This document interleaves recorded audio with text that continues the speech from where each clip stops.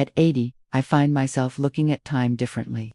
Back at 79, the future still felt wide open. I was still driving here and there, still thinking I had plenty of days ahead. But once that number turned to 80, something quietly shifted. I began to notice the smaller things around me more deeply, the wave of a neighbor, the smile of a grandchild, or the gentle aroma of morning tea that carries me back to memories of my mother long ago. At this age, the world no longer feels as loud or as vast, but instead, it becomes richer, quieter, and more meaningful. I see my friends, my family, and even myself with softer, more grateful eyes.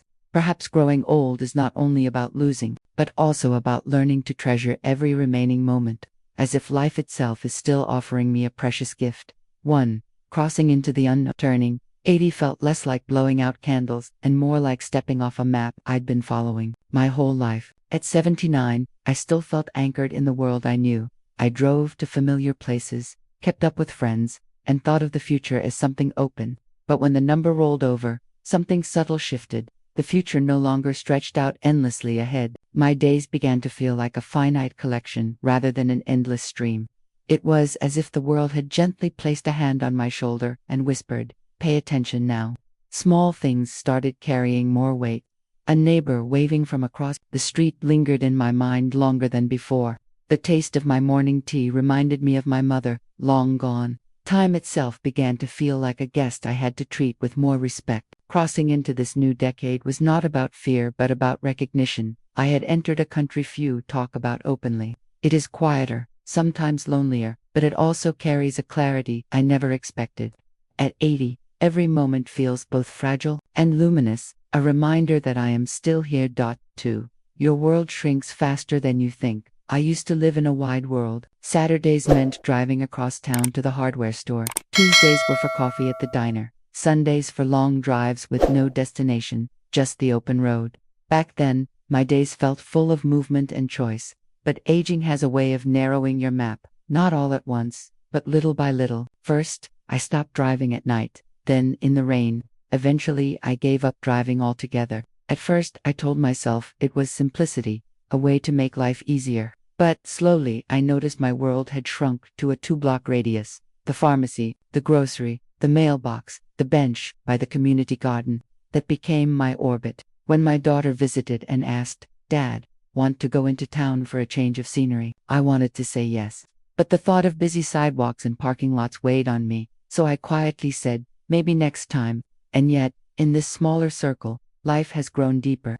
I know the way sunlight falls across my living room at exactly 3:45. The barista remembers my name. The garden bench has become a sanctuary. My world is smaller now, but not empty. 3.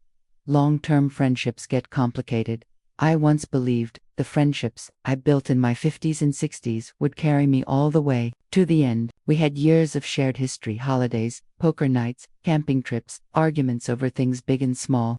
I thought friendship would only grow easier with age, less effort, more comfort, like a well-worn coat. But after 80, I discovered it doesn't always work that way. Some friends passed away, which I expected, though it still hurt. Others drifted, moving across the country, slowly calling less, fading into silence. A few grew quieter after losing a spouse, closing doors I couldn't open for them. Friendships, I realized, are never static. They shift even when we don't want them to. I think of my old friend Walt, who used to call me every week. After his wife died, he stopped picking up the phone. Months later, a short card arrived. "I don't know how to be around people right now." I understood, but it stung. At this age, friendship takes courage, maybe even more than when we were young. Some ties deepen, others fade. I've tried making new friends at the library and garden, but it takes patience. Still, I keep showing up. For making new friends feels like dating again. I always assumed making new friends would get easier with age. After all, we're adults now. We know who we are, what we value, and we're past the games of youth. I thought connection would be simple, to people sharing stories, laughter, maybe a cup of coffee. But after 80, I've learned something no one tells you. Making new friends can feel like dating all over again. There's an awkwardness, a quiet vulnerability, a wondering if the other person feels the same. I joined a community walking group near the river. not because I needed exercise, but because I longed to hear another voice besides my own. That's where I met Carl, a widower, who always wore the same blue jacket. At first, we walked in silence. Then gradually, we shared pieces of our lives, his brother lost in the war, my memories of Mary. It felt natural. But then one week, my knee kept me home. When I returned, Carl was gone. No one knew why. I never saw him again. That's the fragile nature of friendship at this age. Connections bloom quickly, but hang by a thread. Still, I keep showing up, because loneliness doesn't leave on its own. 5. Errands become emotional. Running errands used to be nothing more than chores. I'd swing by the pharmacy in 15 minutes, grab a prescription, toothpaste, maybe a candy bar on impulse, and be back home before lunch. It was quick, forgettable, just another task checked off the list. But after 80, errands have changed. Now it takes me nearly 40 minutes just to get ready. I comb my hair carefully, choose a clean shirt, make sure my socks match. I'm not sure why it matters so much, but it does. When I walk into the small drugstore near my home, the pharmacist greets me by name. Good morning, Mr. Reeves. That small kindness lingers long after I leave, reminding me that I still exist in the world, that someone sees me. I find myself lingering in the aisles, browsing greeting cards or picking up a crossword book I don't really need, simply to stretch out the moment. Errands are no longer just about pills or groceries, they're about connection, about hearing my name spoken aloud, about exchanging a smile with another elder in line. What once felt like a task has become a reminder. I am still here, still part of the rhythm of life. 6. The mirror tells a story you didn't approve. I always knew aging would leave its mark, the slower mornings, the stiff joints, the pillbox on the counter.